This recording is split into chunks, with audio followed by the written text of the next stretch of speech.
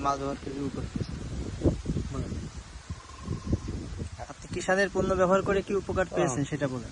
আমি স্যার একটা ওষুধ একটা লিখে দেওয়াল আমার কাছে।